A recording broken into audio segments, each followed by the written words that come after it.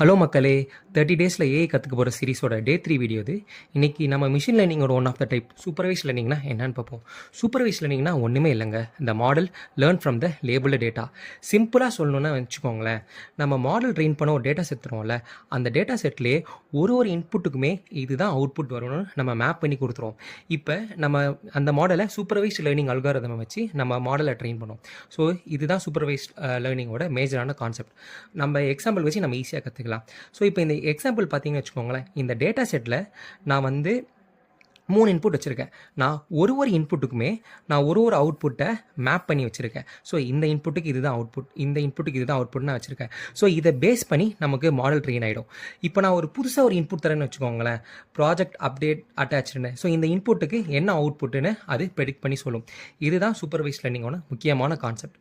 நாளைக்கு நம்ம அன்சூப்பர்வைஸ் லேர்னிங்னா என்னன்னு பார்ப்போம். அது வரைக்கும் மறக்காமல் ஃபாலோ பண்ணிவிட்டு வெயிட் பண்ணுங்கள். Bye bye.